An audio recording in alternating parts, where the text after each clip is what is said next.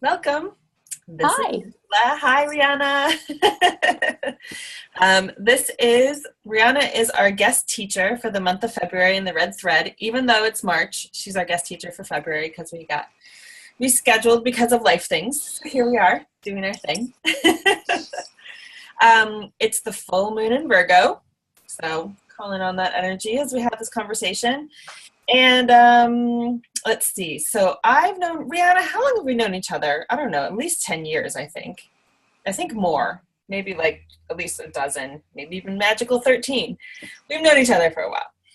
And Riyana is an amazing herbalist. She's a witch. She's a coach. She's a mama. And I'm really love having her be both my friend and collaborator and just someone out there who's doing awesome work. So I asked her to come speak because one, she has also a rich relationship with the Magdalene, and two, she really brings together her knowledge as a clinical herbalist with the magical and deep qualities of herbs. And I love that bringing together because I think that's where the richest healing happens, when we can really call on all aspects of the plant instead of, separating them out in some kind of false categories. Anything you want to add to that, Riyana? Oh, that's a lot.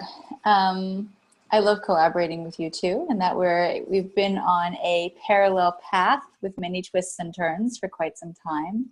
Yeah. Which is just wonderful.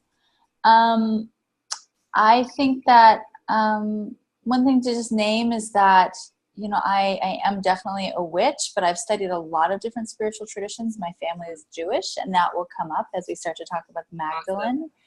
And I have a master's in women's spirituality and have done all sorts of really deep devotion to many different mystical traditions, although I do tend to practice most frequently as a witch these days. And I'm excited to be part of a pretty thriving witchy community. And I'm a writer. My first love, I always say, in my work world is writing. And I'm working on a book right now, which is really wonderful. And I'm just really, really excited to be here with you to talk about this. I feel this Magdalene energy is something that feels really rich in, kind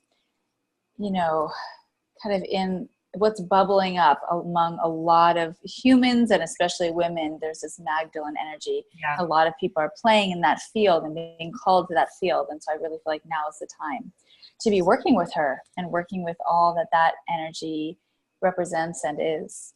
Yeah, absolutely. So to jump right into that pool of Magdalene juiciness, I'd love to know when you were first touched by her, what drew you in, and how that's evolved for you, what your relationship with her is about. I think that intellectually, I liked the idea of Mary Magdalene for a really long time. Part of that comes from this association, which is a little bit of a questionable association in some ways, but around her connection to sacred sexuality. Mm-hmm. And really reclaiming the sex positive, really, juicy woman. Yeah. And so that was something that attracted to her in theory, but I never really thought of her as like one of my beloveds, one of my friends, someone I could connect with. And then I was at some point doing a women's circle in a tradition that I'm trained in called 13 Moons. Mm-hmm. And we were doing work with, I believe, the archetype of the priestess. Mm-hmm. And I had a really, really strong Mary Magdalene visitation. And Mary came to me in a meditation. And in this version of Mary Magdalene, as she appeared to me in that time, she was really like this priestess of the people, like very much associating with, like I saw her, she was in this like temple that had been converted out of a barn, right? It was like very, but not like dirty. I mean, it was was like earthy, and it was among the people. And she showed me this vision of all of the temples on the hill and they're Jewish temples on the hill, right? That were, huge and opulent and, completely removed from the real situations that people of her time were living in and finding themselves in. Yeah. And she just told me very simply that she too was a priestess, that she too came from Jewish heritage, that she was a Jewish woman, and that her message was about love and really helping reconnect, in a very practical way and mystical way, that divine love and the human love and the love that is in all things, which the temples had been removed from, had gotten divorced from. Yeah. And it was really, really potent to me, just to have that experience and to be so directly in communication with her. Yeah. And also really surprising to me, but profound. And around that time, a little bit after that time, I also had a dear, dear friend of mine who was deeply devoted to, she called them the Marys. So she really conflated Mary Magdalene and, Mary, the mother of Jesus, as kind of two sides of the same coin, you could say.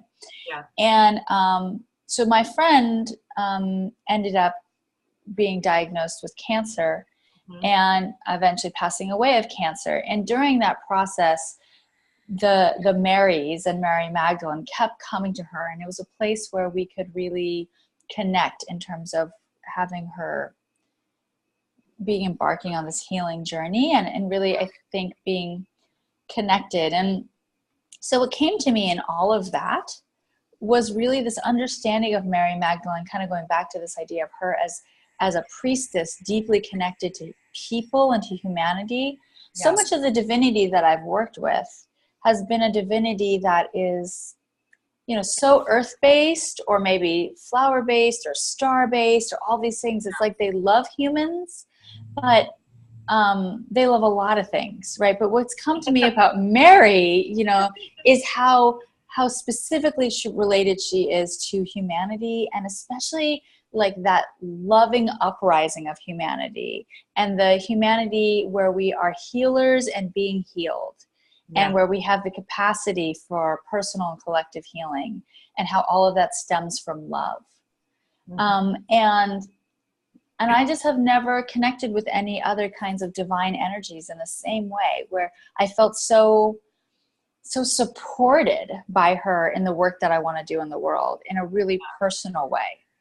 And that's been really powerful for me. And I guess the last thing I'll say about that is that I actually read the Gospel of Mary Magdalene, which was, there's a couple of versions out there, but this one happened to be translated by a woman who, of course, I'm forgetting her name of right now, but she's amazing. She's an Episcopalian priest. It's Cynthia Bourgeault. Yes. Okay. So her. Yeah. And I was drawn to read this. I was a little concerned about reading this because I have a difficult relationship with Christianity itself. But it was powerful. When I read that book, I felt like I had multiple experiences of having like a direct download of like transformative, enlightened kind of energy. Like even just reading the words were like portals. Yeah. And it's something that I want to go back to, but I feel like there is like this incredibly potent power of the Magdalene to help us raise consciousness in a time where that is desperately needed, and in a way that is not about spiritual bypassing, and it's not about white privilege, and it's not about just pretending things are all love and light, but really getting into the places where love is connected to liberation, and it's connected to sexuality, and it's connected to our personal and collective healing. And so I think that's one of the reasons why the Magdalene energy is coming to so many women right now, and people of all genders. Is because that's so needed. I totally agree with you. And one of the ways that I've understand that, or one of the ways that I see that, how it's played out is, right, there was a whole thing where, I forget the year, but, she was called a prostitute in the church at some point and conflated with that. And then at some point, in the last, I don't know, think it's like 20 years, she was officially declared not a prostitute. But I think from a level of like depth, of course they would have called her that, because she never let go of like the sacredness of the body. She held that it's not just a transcendent energy or an ascension, but that that energy, that divine energy is fully, we are made of it here. And so that conflation with prostitution, I think that was inevitable in the minds of patriarchal Christianity, and how the only way it could understand that. And so what I've seen is that across those thousands of years, it's like she's this red thread of this lineage of embodiment, of remembering that it's all in us and available, and we can't let go of any of those pieces if we really want to be awake in our life to this path of love. So yeah, I think it's important for people to know too. I mean, I don't need people to think of Mary Magdalene from this way, but as a Jewish woman, a person of Jewish descent, and thinking about Mary as possibly a woman of Jewish descent as well, that even though conservative Judaism has some pretty negative viewpoints of the body, that in fact, the Judaism of historical Judaism did not have that, like same negative associations with the body. And you see that in even like the Psalms, right? Where like they're talking about like this elegant exploration and descriptions of lovemaking and courtship and all of that. And in traditions like, the red tent, which comes from Judaism specifically, and even the tradition of the mikvah, where after a woman bleeds, she goes through like this purification process, which has been kind of, transformed into something pretty negative, like you're dirty when you have your cycle, but really has its roots, and like not even terribly disguised roots, like barely covered up roots in some really strong female empowerment, magical ceremony. And for a long time in Judaism, the new moon was associated with women, and there were special women's rituals that would happen on the new moon. And so to think about potentially Mary Magdalene coming from that kind of background where, there was deep devotion to the body and the earth as kind of an extension of our bodies, for me was really helpful, because when I think about her kind of from within the lens of patriarchy, where she's called a whore, or even where she's just kind of like Jesus's sidekick, it's hard for me to connect with her. Yeah. Like, it's hard for me to have that personal, intimate connection. Whereas when I kind of shift my brain and remind myself that Christianity didn't exist before Jesus, and in fact, it didn't even really begin before like 100 to 200 years after Jesus, that what the people we're talking about were really different than how they've been revealed to us through the lens of patriarchy. Yeah, I think those are important perspectives, and I appreciate you being able to speak to them, because not that I couldn't know any of that being raised Christian, but it's not my lineage, it's not what I know so well. So thank you. Let's see. What I know that you have a class coming up about, teaching her, and I'm wondering, what do you cover in that class? Like what do you take people through to connect with her? A lot of the work I do whenever it's with any kind of divinity, and I'm calling Mary divinity, even though I do believe that she was a person who was human born. Almost like a bodhisattva if she had been Buddhist, or a prophet in the Jewish tradition and the Christian and Islamic traditions.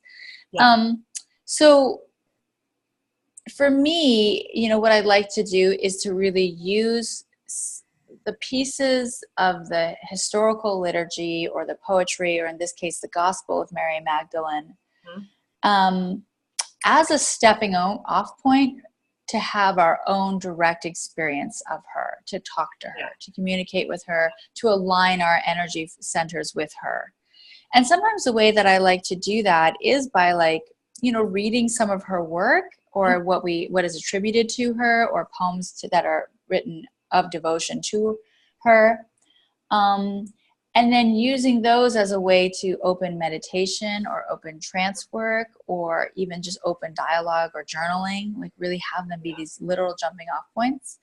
Sometimes what I like to do is to take the things that we know have been associated with Mary Magdalene. So for example, the rose. She's so often associated with roses, with the Rosa Mystica, with roses of all sort. So something like that, to take the rose, which is associated with her, and her other symbols, and to use those as like a direct portal to get to know her. So in communing with the rose, or in communing with this this mother-baby image, right, which is more associated with the Madonna, but I personally believe that Mary was also a mother herself with Jesus's child. So using some of these images or pieces to then get to know some of her mysteries that are kind of like below the level of patriarchy, or below the level of the common kind of understanding of her, you know. One of the things that really excites me about working with Mary right now, and especially that comes directly from the gospel, is this idea that we have like the holy of holies in our hearts. And she talks about this a lot, and then, you know, supposedly Jesus talks about this a lot, but I'm going to say it's her. That within our heart is this temple, and the temple is like the holy of holies in our hearts. And then within that is the holiest of holies, which is like the inner sanctum of this temple in our hearts, and how that connects us to this much more expansive experience of our world, our universe, the multiverses. I mean, it's really quite esoteric and psychedelic and interesting, you know, and it's all related to love, but it's all a love that I can really identify with. And some of the things that I've gone through a lot in my spiritual seeking has been when people talk about love, you know, in kind of these spiritual communities, and they say everything is love, or, you know, love connects all things. I've often sat with the question of like, well, what do you mean by love in that context, right? Because it doesn't seem like, I often think of love as like the affection that I feel, or the depth of affection I might feel for another person. Like, I have love for you, Ursula, and I have love for my baby, and I have love for my partner. And is that what we're talking about? That like the universe feels that towards me? And do I believe that? Sometimes I do, sometimes I don't. And or is it something else, right? And I feel like in looking at this question of like my heart being the holy of holies, that there is some sort of portal or key or gateway here. And that within that there is an even more secret temple, even more, you know, poignant place of connection. I find that really fascinating. And so when we do our work, we're going to be working directly with some of those things to explore them and to ask questions and to see what's there for us, not as mystics of 0 AD, right? But as mystics of 2017, 2018, 2019 and beyond. And so I'm really excited by that. And, you know, I think that there's a lot to go with there. And that feels really powerful to me. Yeah.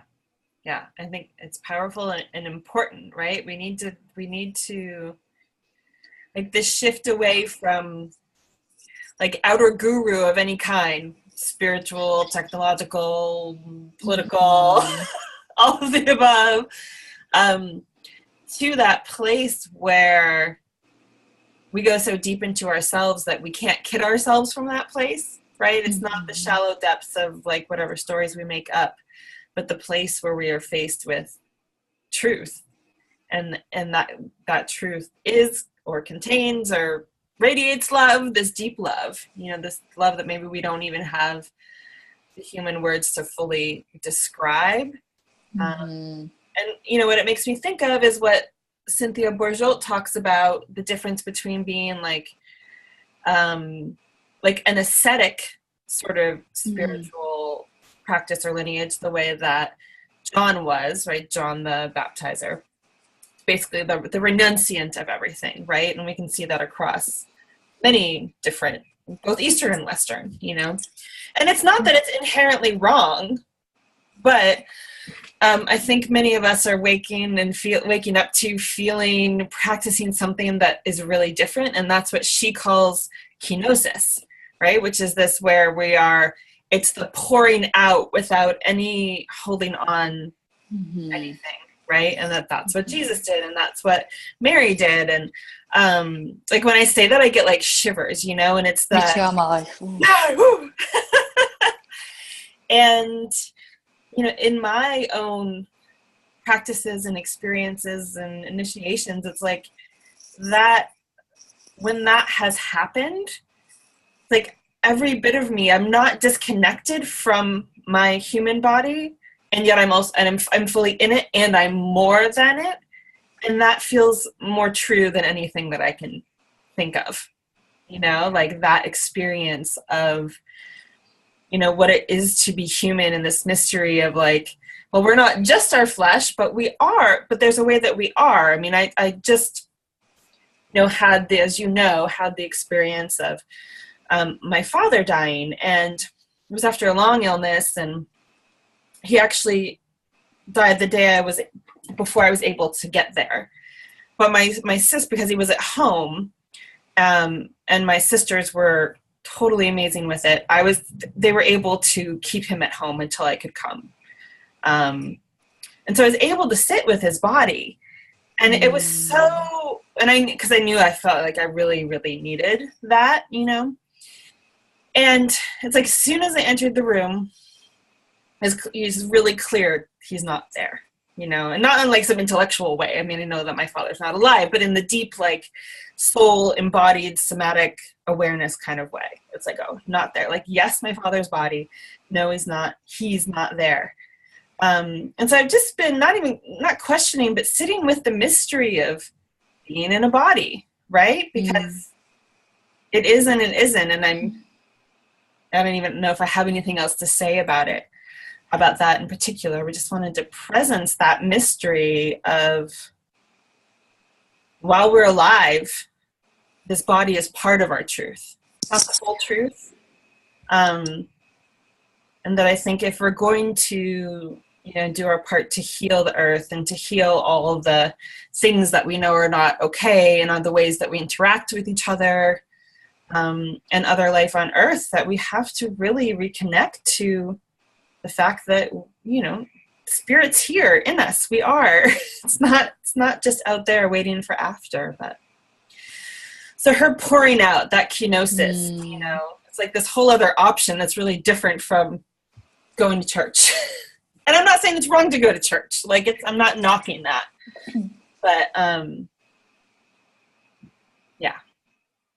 And what a Mary-like experience to have. I mean, to be with the body of your beloved who has just passed, and to be in the question of, what do I do now? Yeah. Right? What is meaningful now? Yeah.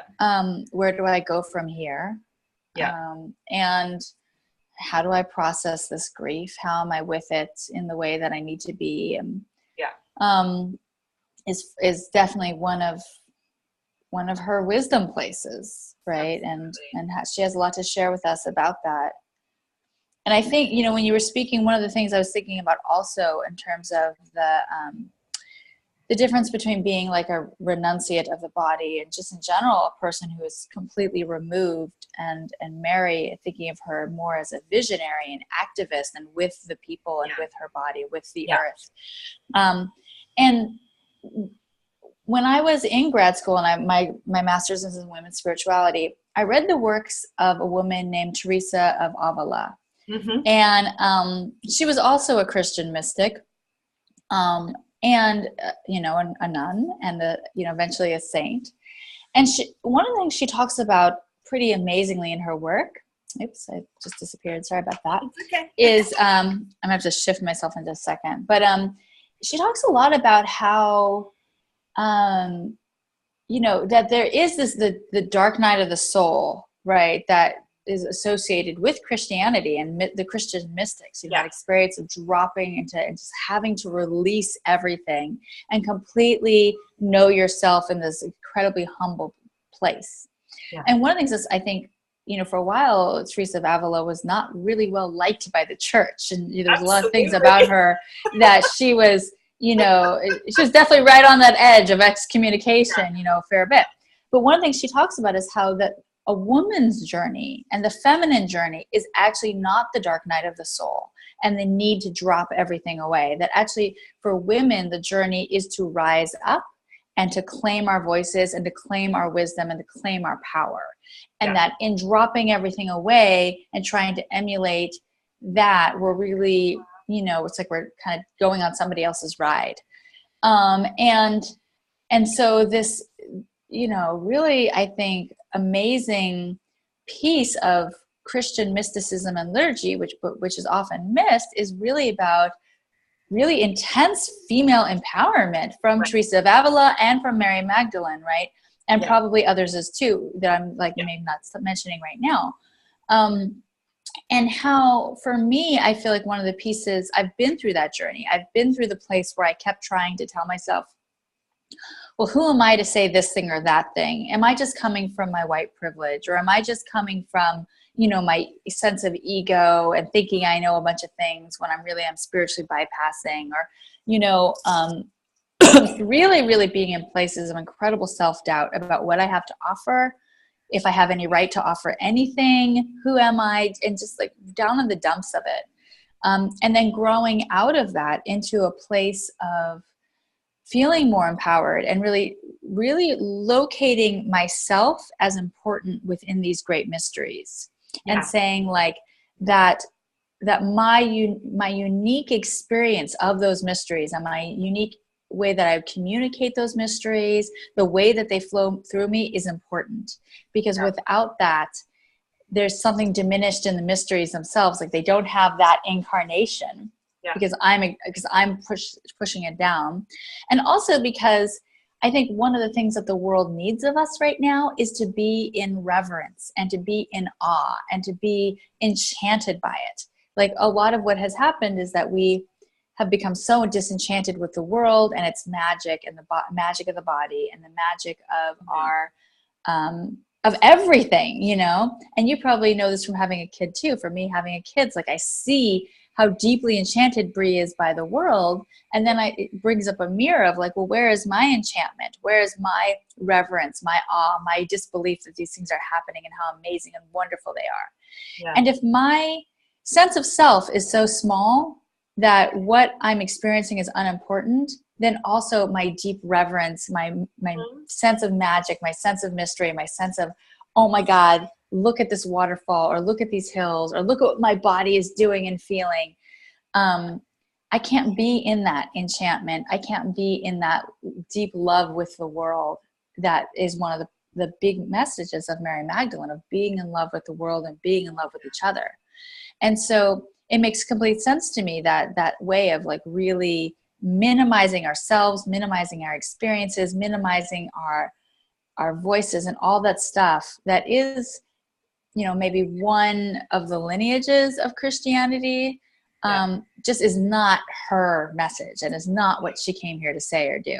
No, and I think she's holding the opposite. I mean, I think she's holding a link back through, like it doesn't have to be named exactly this way, but I often think of like Mary Magdalene, Isis, Inanna, Lilith, and back to the unnamed, unknown,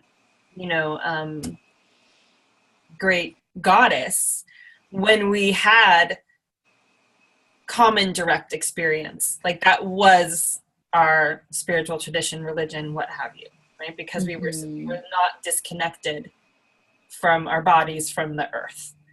And when I think about like the ways that all different women have been disconnected from the earth, from their own spirituality and religious lineages that hold the sacred feminine, and some of that is like European women and the Inquisition and Black women who were taken, you know, from Africa, and all different Native American women who, you know, so there's all different ways that has different faces and different implications, and, you know, but that, I know at least, because I don't want to speak for other women, but I know as a white woman of European heritage, it's like there's in my reckoning with that loss, there's a piece that is around like having the feelings and having the grief and having the anger. And then what I've come to is there's also an opportunity to connect to that deep ancestral lineage of direct connection, and to bring that into this moment. And I feel that we are really being asked to do that, to step into our own direct connection, to reclaim that, to reconnect that, to nourish it, to open up to it, right? To, you know, one way people talk about it is that we're all channels. You don't have to speak about it that way at all, but it's certainly one way that people do. And I would just say that can be as simple as like, we all have divine, right, spirits flowing through all of us. In craniosacral, we call it the breath of life, right? The intelligence of life moves through all of us equally, moves through all of life. Not you more than me, not me more than that person, no one, right? We all have access to that beautiful energy, and that we wouldn't be alive without it. And connecting back to what you were saying about the heart and like the Holy of Holies, there's even a way that within, like, we in craniosacral understand the heart to have like an inner part that like is both, we call it like neutral, so a place of rest, but also where like spirit is emanating from. So, which I think is really resonant with what what you're naming in the Jewish tradition, and, you know, many ways that are not exactly all the same, but many ways to understand these beautiful embodied energies that we carry and where different things reside within us.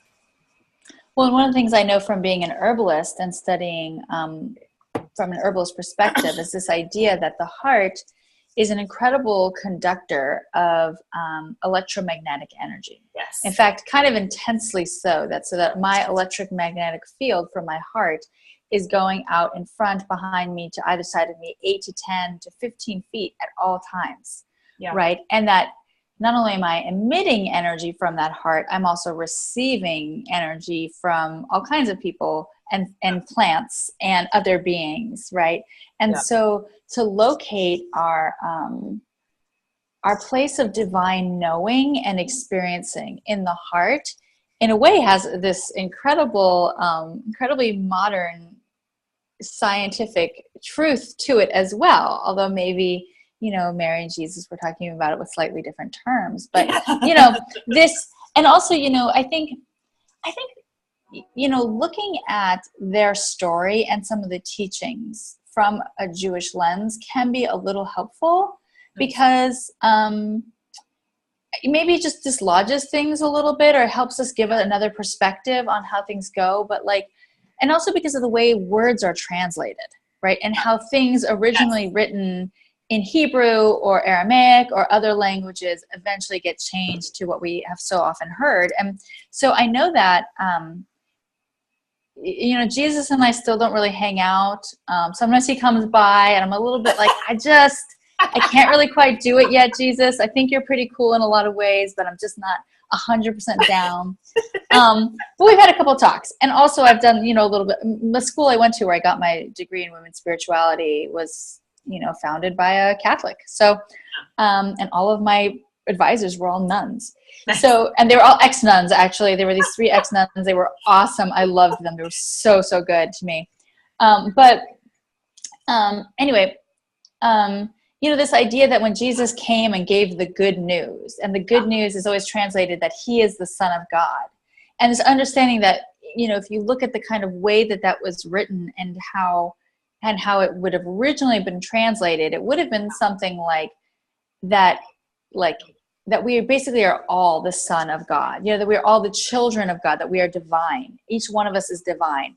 And really this expression of taking the communion with God and the experience of being divine or connecting to the divine out of the hands of the priests and rabbis of the time and into everybody's experience and into everyone's lives. And people sometimes will say things like, well, why didn't Jesus write down his own stuff? Right. And if you think about Jesus as a rabbi, like not just like, as any old kind of guy who was teaching stuff and sharing, but as a rabbi, it makes complete sense that he probably didn't write down a lot of his own stuff, because so much of Judaism at that time especially was transmitted by an oral tradition. And also the only people who could read were those like uppity people who were up at the temples and that he wasn't trying to reach anyway. It was really like, all of those people were illiterate. So what would be the point of writing it down, right? The point is to like get in communion with people and help remind all of us about our divine nature and that we are connected in love. Maybe, that question I asked earlier, like what kind of love are we talking about here? Like the fact that it is a mystery is part of it, right? That it's a little bit confusing and wonderful and beyond my human comprehension, I think is a huge part of their message. And, I get excited about that. And I get excited about the ways that it is a message to us about how we interact with other humans too, and to kind of, for me and for others who are kind of maybe from similar backgrounds, to move out of the ivory tower and move out of simply being, connecting to other, educated white liberals in the Bay Area, and moving into a place where we're really, really connecting with humans as a broader range and really trying to shift things. And taking these two people as our inspiration to do so. Yeah. Yeah. That, the word that sprang to mind when you were talking about that is transmission too, right? Mm-hmm. And how how oral transmissions, and of course, Judaism isn't the only one, but like that energy of when the words are part of it, but it is the energy that we receive. And sometimes it's like, if you've ever heard, like, you ever met someone or maybe like gone to some event and you're like, and someone just really moves you and you're like, I don't really actually know what you say. Not that you're ignoring it. It's not unimportant what they're saying, but you're like, there's something that is good in this person that I wish to keep receiving. And so there's a trust that like the words are communicating an aspect of that, but it's not just the words, right? Mm-hmm. Because we all know that good words can be spoken falsely, and they can actually do the opposite. They can harm, if at least not be neutral or shallow, but they can actually harm, right? But when someone is speaking from that true place, like speaking from that breath of life, speaking from the Holy of Holies. And, luckily, I think you and I have both, I know other people too, somehow that has evolved in a way that we can also sometimes get that from books. Mm-hmm. Because, like, I've had the same experience reading Cynthia Bridgelt's book and one of her other ones. But I want to relate it back to that, like, this, to be with other humans and to open ourselves and to communicate. And right, that transmission can happen back and forth. I think when we get in these really good conversations and we feel so energized, it's like we're giving to each other, right, in this beautiful way and connecting on these deep levels. And two, that women are being asked to speak from truth. All humans are being asked to speak from truth. And it's not all about like standing up in front of lots of people. It may be in your family, just speaking from a place of honesty and love that maybe you haven't before, or whatever situation. I think it's not about, again, in the spirit of Mary Magdalene, it's not about some highfalutin kind of thing. It is in our communities, in our families, in our schools, and our everything, to really bring that energy of deep truth and love and presence in what may seem a simple encounter, but is actually meaningful. Absolutely. And I want to affirm too, when you were talking earlier about Inanna and Isis and the connection to Mary Magdalene, that, even though I am excited about some of these Jewish perspectives on her work and on the work she did with Jesus, that I absolutely know and believe that the Isis cults were crazy back in, all around the Mideast. I mean, for people to understand that these Isis cults, they're called cults, but it's so... right, the different use of the word than it's such a weird, it's like there were temples to Isis everywhere, and they were so attractive to people of of all backgrounds. And really, like, it was like, you know, the way a movement might sweep through our communities, you know, the Me Too movement just like swept through, right? Or the Black Lives Matter just sweeps through, or all of a sudden, like when I think about when I was a little kid, like how many people did you know who did yoga? Like zero. And now it's like, I don't know a single person who has not been like at least 10 yoga classes, right? I mean, it's like, you know, it's like the things, these movements. And so certainly during that era, the ISIS cults and the worship of Isis and all of her, what she means and stands for, was huge. And you can see echoes in the story of Isis herself, where Isis goes and she's in love with Osiris, and Osiris is killed, and she mourns his death, and she puts him back together, and he has resurrected into this new form of regeneration. How much that mirrors, you know, Mary Magdalene's story, and how connected those energies are, and to ask ourselves, like, you know, and yeah, just to be in the place of understanding that already these were people and stories and traditions that were very interwoven with a lot of different things. And so, yeah, I just wanted to name and honor that. Yeah. I'll say that the way how I've come to understand how I interact with Mary Magdalene is in, and it pertains to kind of what you're saying about these different, like there's this Jewish lineage and this ISIS lineage and, you know, whatnot, is that for me, I go to the liminal space, right? I go to that space in between, you know, let's say like the pure spirit world, whatever the hell that means, but for the sake of conversation, and what we think of as this, you know, world of matter. That liminal space is that kind of in between time where archetypes, dreams, divinity, you know, even when athletes do like visualizations, right, happening there, right? And for me to work with her in that space, it frees me up from getting bogged down in like being overly literal about, well, was she Jesus's wife, or did they have sex, or was she X, Y, or Z? And it's not that I don't think any of those questions are worthwhile to pursue up to a point, because I do think the scholarly examination of, you know, text and translations and all of that is worthwhile to break up what's held institutionally, and then how that filters out, you know, into our collective consciousness. But for me, like, her living energy is in that. I contact that in the liminal space, you know, and so, I mean, I do think that she was consort of one kind or another with him. And I do think that whether or not they literally ever had physical sex, that they were beloveds. But over in this space, in some sense, it doesn't matter, because there's her deep present energy that's alive and available, that's sort of beyond, you know, needing to nail down X, Y, or Z, but where we can really be in the conversations that you're talking about with her, you know. And so her wisdom, these lineages, you know, like, they're all available in that, right, to work with.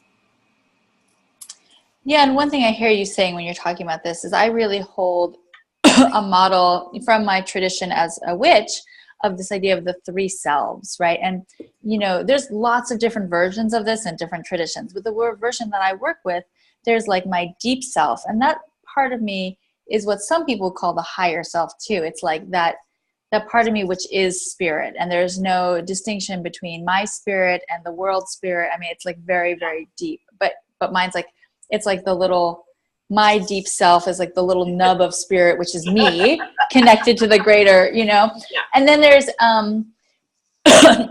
what we sometimes call the bright self, or the talking self.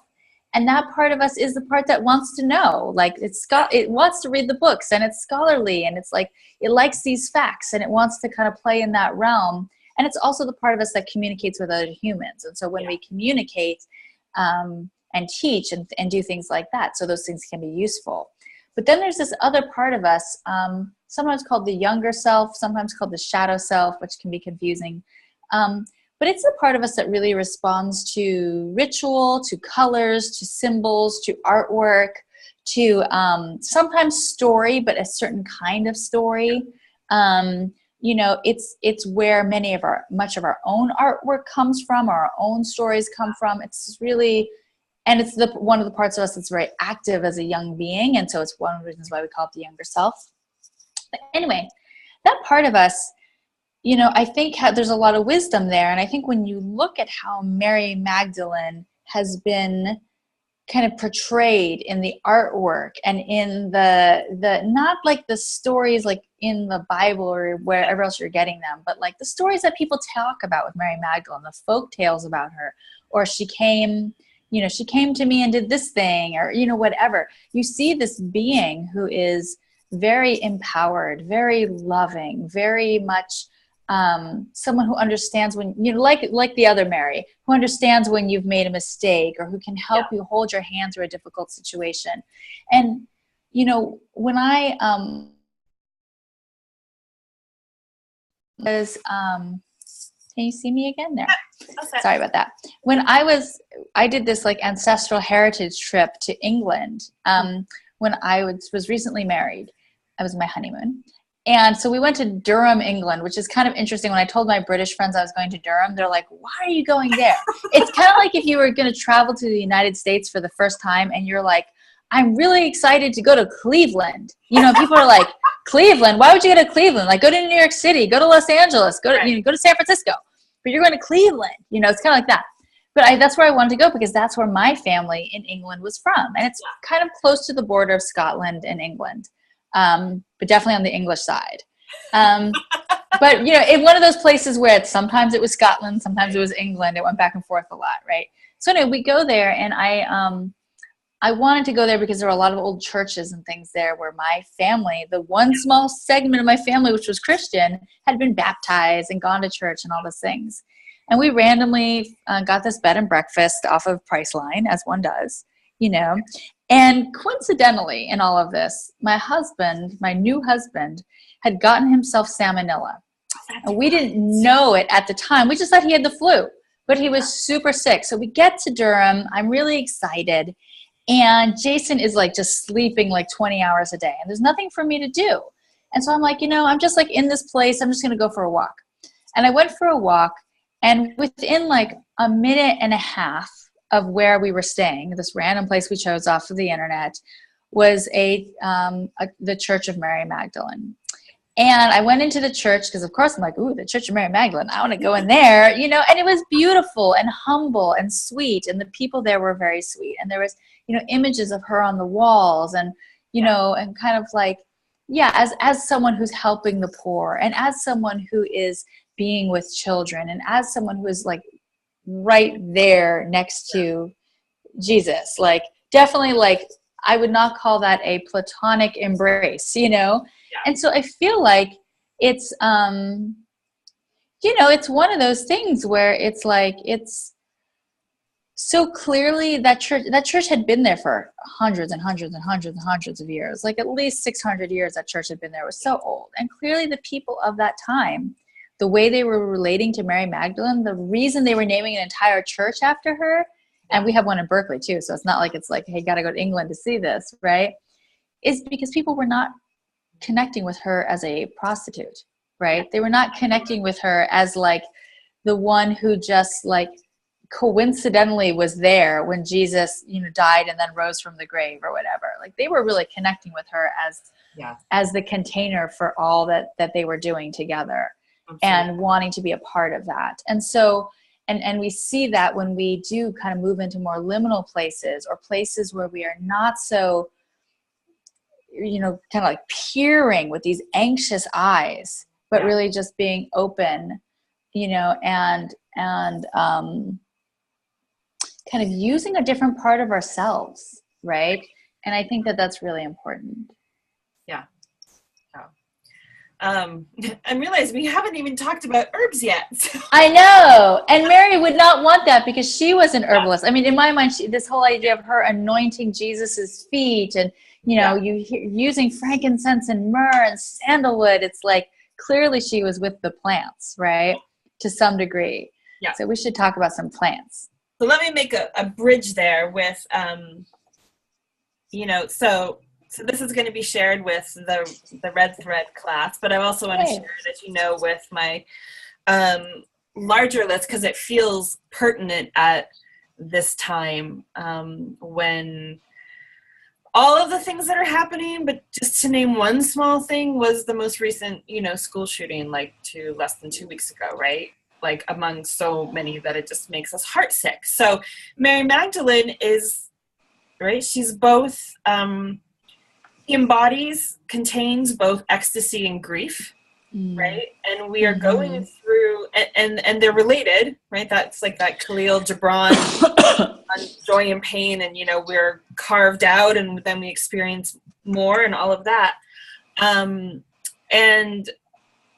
And so knowing that you have the awesome wisdom that you have, I wanted to bring you in to talk about, what are the herbs for our heart, for love, for our nervous systems, right? Everybody's nervous system is like, ah! So jumping off from there wherever you like, but these heart sore, may they be broken open, not closed times. Well, I've been taking a lot of these herbs lately. They're on my mind because it is tragic what happened in Florida and in Las Vegas and in Florida again and in Santa Barbara and all the places where, of course, there are, any kind of loss of human life on a great scale is tragic, but especially when it's children. Yeah. And that brings to mind, too, like all of the images of the Syrian refugees and the children affected by incredible displacement of people due to political conflict and climate change. And it's hard. And we need folks like Mary Magdalene around, and probably Jesus, too. The radical table pushing over Jesus. Yes, the Rabbi Jesus, as one of my teachers used to call him. Yeah. And we need these plants. And I think that the place to start, and it would almost be an atrocity to start anywhere else, would obviously be with rose. Yeah. Mary's so often connected to the rose and the magical and mystical properties of the rose, although rose is also incredibly sacred to Isis. And just about everybody, like Aphrodite, is associated with the rose.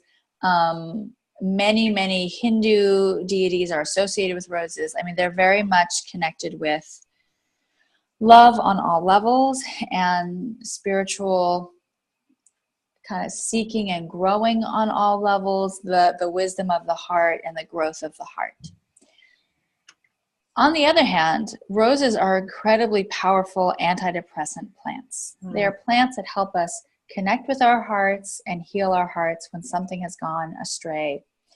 I use them in my practice all the time for people who are bereaved and are grieving the loss of a loved one. And also people who are separated from loved ones. So during divorce and, heartbreak of all the sorts that we experience it. Yeah. And they're powerful because they have that strong antidepressant quality. They have that strong heart healing quality. They help us really, really move out of being closed up inside and open into this softness that doesn't have to be like the complete collapse softness, but is this beautiful opening and having that good balance. And roses remind us that life is beautiful, that even though life can be short or life can be hard or life can be full of loss and disappointment in some ways, that it is inherently beautiful. And roses have that medicine, as well as connecting us with this greater web, that whatever we find when we go into the holiest of holies deep inside of us, rose helps us get there. Yeah. is often a flower of devotion. So many times when I have my clients working with it, as it's kind of, especially if it's one of the primary plants that they're working with it, I might have them also use it in a devotional way, maybe on an altar, to something that they're releasing, or to connect with the divine energy they want to connect with. And so it's a beautiful plant that way. Very often we do take it as a tea. It's a great herbal tea, and it's actually pretty potent that way. Not all plants are, but it actually does work that way, and it tastes pretty good. Or like as a cordial, or something yummy. That can be, and then it's a plant that can be good on all levels in terms of bathing. You can bathe with rose. You can pull from the deck of Mary Magdalene and use the oil to anoint yourself or to anoint another beloved. So it's just such a powerful healing, like balm for the heart in all ways. And it's also incredibly anti-inflammatory. And often we think of anti-inflammatories as like what will make my joints stop hurting, which could be true. But what I'm talking about now is that sometimes our hearts feel inflamed, right? They feel like we hear about this news and we get so triggered and just like on fire with it, but not that like clean blue fire of justice, but like this inferno inside of us that just is not good for us. It doesn't feel good. We're just like checking Facebook every 5 minutes, right? And so to cool that inflammation so that we can really be purposeful and conscious and deliberate with whatever we're going to do in terms of our own actions, but not coming from a place where we're kind of incinerating ourselves to do it. And I think rose does have that powerful anti-inflammatory, calming, releasing, and soothing energy. So that's one you just got to talk about, right? Of course, totally. And I know that someone asked you about this when we were in the class the other day together. So I'll just say, don't use commercial, non-organic roses for anything that's going on or in your body, right? Because they're sprayed a lot. So make sure you get good sourced, dry or organic, fresh for what you're going to use. It's really important. Yeah, commercial roses are really sprayed. It's kind of intense. And also be super careful about where you get your rose essential oil. If you're using the essential oil, if you're not like feeling pained about the amount of money that you're spending on this rose essential oil, it is likely fake. Like I have like this tiny little bottle. It's like, I think it's like this big. It's like, the size of my eye, right? And it cost me, I want to say $150, So rose essential oil is incredibly expensive because roses don't create a lot of oil. It's like you have to use like 200 pounds of rose petals to get like a cup of essential oil, or less. And so like really, and you can do it other ways. You can get a bunch of rose petals and infuse just normal oil, like in a sunny window, putting the rose petals in the oil and using that to anoint yourself. But if you're going to purchase essential oil, please definitely do it from a really reputable source like Floricopia. There's other ones too. I'm not a Floricopia rep or anything, but Mountain Rose Herbs, those kinds of things, because it's a precious, precious resource. A lot of times I see that that it's already diluted in a good way. Like it's because it's so expensive to buy like a bottle of only that. And for most people's purposes, you don't need it. You don't need it to be without the oil. So it'll be, with like jojoba or something like that. So just so if you're looking, know that that's an option more reasonable if you're looking to just like anoint yourself or like that without breaking your. But I love infusing oils like that, and I get some like really good. It's Bulgarian, rose petals that are organic, and they're so fragrant. So it's like. It's actually a great way to call on that without being so resource heavy. Yeah. You have the really specific need for the pure essential oil. Yeah. What's some other herbs that I would love to talk about? I think kind of connecting in with the Mary Magdalene herbs before we branch out into other places. Frankincense and myrrh. And sandalwood, 3 that are directly associated with Mary Magdalene, although not too surprising because those 3 are associated with divinity and spirituality all the time, especially in, Israel, the Middle East, and those surrounding areas.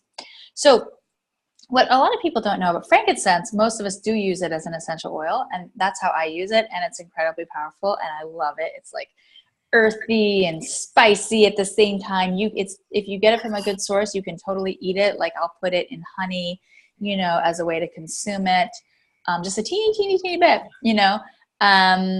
You could definitely get the resin and burn the resin as an incense. That's a powerful way to use frankincense.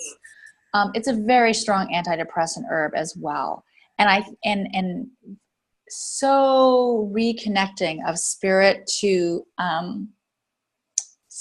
heart, and so I think about specifically, like I'm thinking right now about a friend of mine who was trying to have a baby for a very, very, very long time, finally got pregnant, and then miscarried. And one of the things that she said to me recently is like, I'm just not doing any of those practices, like the meditation, all that stuff. Like it felt so aligned when she was pregnant that when she lost that baby, it just shook something inside of her. It just broke something inside of her between her connection to spirit and her heart.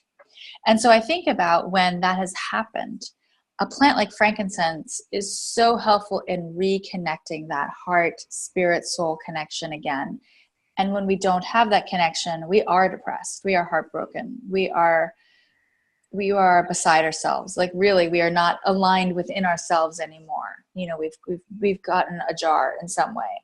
Yeah. And I think people who are experiencing that kind of depression really feel that way. They feel like they're not settled inside of themselves in some way. It's like they're somehow askew. Yeah. And so, frankincense is also strongly anti-inflammatory, coincidentally, but mostly we don't use it that way. But we do use it as a way to, I would say, like I said, reconnect that heart-spirit connection when it feels lost. Help us find our spiritual practices when we're not doing them anymore, and they just feel boring and stale, and kind of everything feels boring and stale, and it's just like this.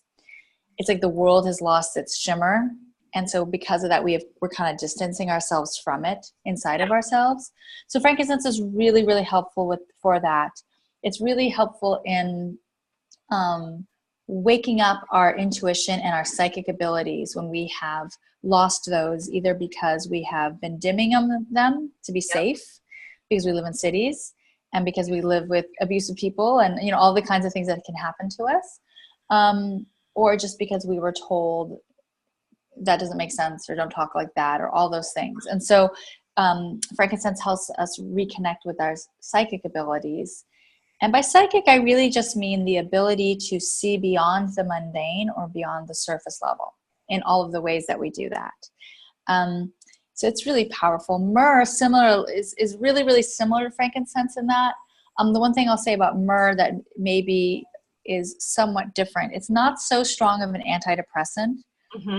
Frankincense really is specifically wonderful for that, but myrrh is very strong for purification and surrendering and moving things through. So when we have to release, or when there is a space, like a physical space where we need to purify it, or we're about to do some deep spiritual work, and we want to be able to focus in a way that we are not being pulled away intentionally or unintentionally by various things, using myrrh can be super helpful for that. Yeah. I love it. So those are some juicy ones. They're also good. All of those are good for anointing. Rose and sandalwood. We didn't get too much into sandalwood yet, but rose, sandalwood. Oh, you know what? I don't mean sandalwood at all. Just erase that every time I meant spikenard. That's what I'm trying to say. Got totally confused in my head. So frankincense, myrrh, and spikenard. The other thing about spikenard, because I was like, wait a minute, something's wrong here. So the other thing about spikenard, I do want to say, and I use spikenard mostly as an essential oil as well, is that it's an incredibly potent dreaming herb. It really helps us dream and open up that vision in our sleeping, which is one of the times when we can experience some of the greatest expansion and connection to spirit worlds, and it helps people who have insomnia, so it helps us sleep so that we can dream. And the other thing that spikenard does, is it helps us heal during our sleep. So that could be physical healing, like to enhance the physical healing process while sleeping, but it could also be around trauma or heartbreak or loss or spiritual emptiness, all of those pieces, moving through, I said trauma before, but really moving through things that are activated inside of us, a memory of something that's come up recently that we need to heal, or a guru situation gone bad, or all of the things that are actually pretty scarring for us. Spikenard can help us heal that while we're sleeping. Nice. So that we don't have to, I think a lot of times those of us who are spiritual seekers, we really believe that we have to kind of go through it in order for it to heal. But Jetamanzi or Spikenard is not about that. It's really about like rest, and be healed. Yeah. And so I think that's really powerful. I'll just validate some personal experience is that I love spikenard, and ever since I think I must have encountered it when I first like really got into Mary Magdalene. It was like, what does that smell like? And I have an anointing oil that I use, and it's rose. I never remember how to say it. Helichrysum, and spikenard. And I know, because I've also used spikenard myself, that specifically the spikenard, although they all are working together, like when I'm sometimes working through something with communication, and I will anoint my throat and like right here, and I feel really comforted, and like it's just, there's a relief from whatever the tension is that's really profound. So, I think it's not an oil that I think people are as familiar with. But yet it's so, it's one that I think more people could use. And it blends really well with rose, right? That's like, it's a nice, they have a synergy together, both in terms of energy, but also in terms of their actual smell, both the floral and the earthy. It's so earthy, right? So it's so earthy. I think unlike frankincense and myrrh a little bit, but frankincense and rose, it doesn't smell as nice, right? But I like the smell. It's definitely earthy and bassy and rooty and like intense, but in a good way for me. Yeah.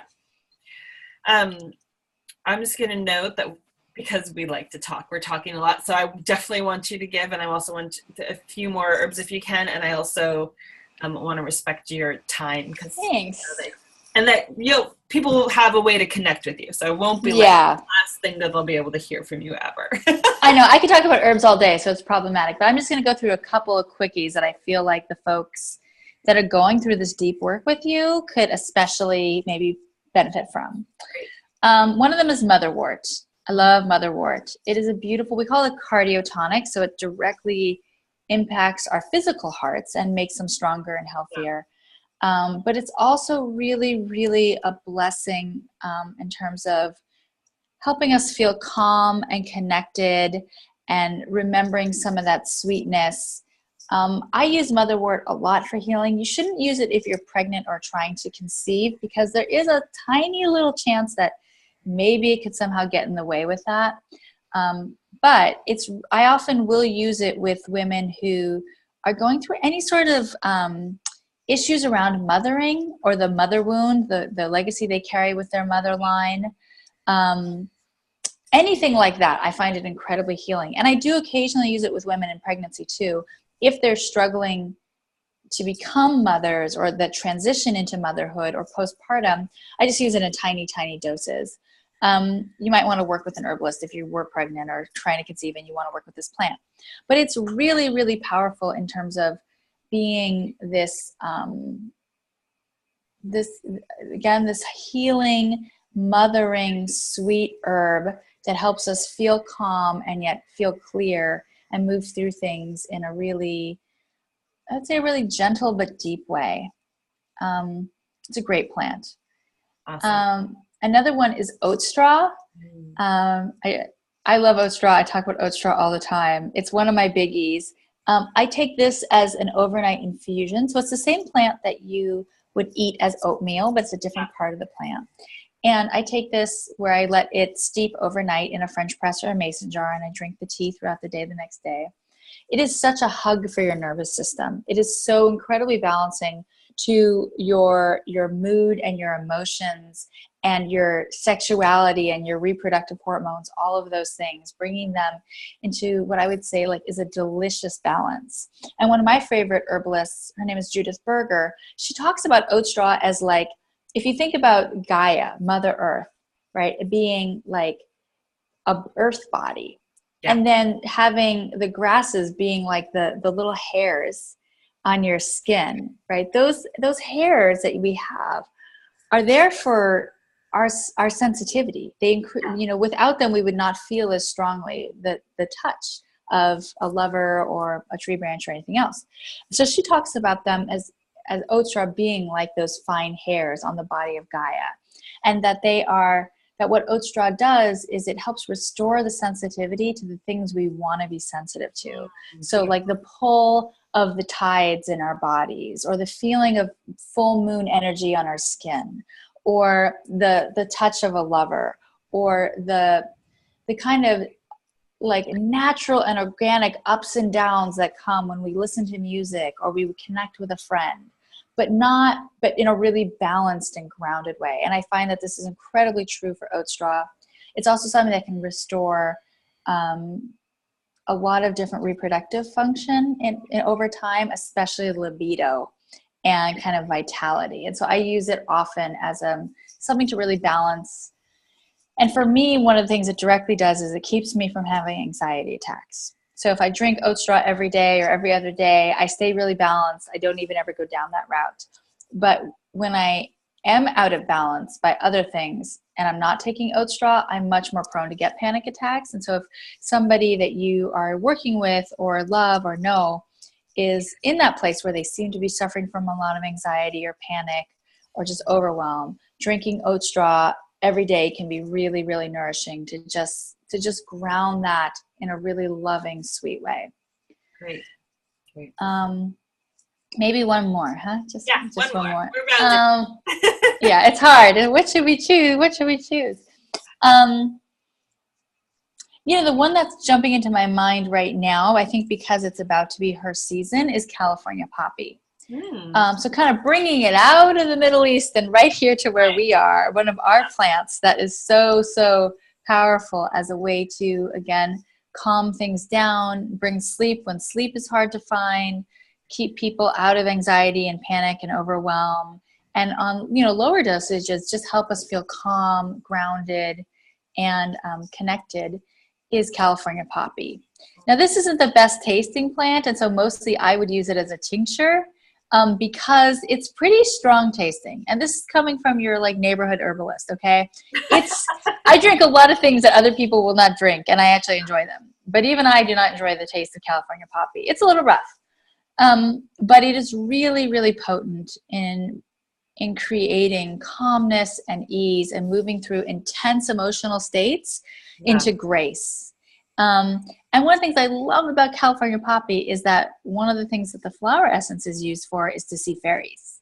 And so I think that there, in addition to this calming quality, that there is this little bit of California poppy, which is energetically, although not chemically, similar to the opium poppy, right? Which is, you're not going to get high in California poppy at all, but there is a similar thing of being able to sweep the blinders off of our eyes so that we can see what's beyond, and in a very safe and sweet way. And so I think that's another reason why she's coming to me right now, and because she will be popping up all over our neighborhoods very soon, and blooming and in her beauty and her glory.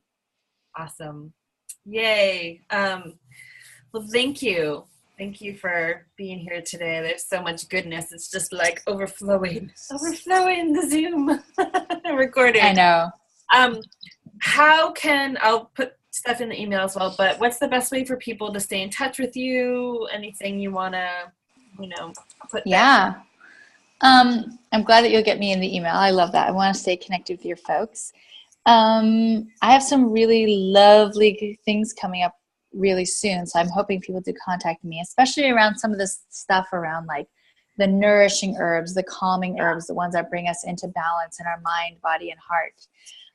And so you can definitely go to my website, riyanarose.com. I'm kind of not the best at updating it, but you can find me there and I will respond.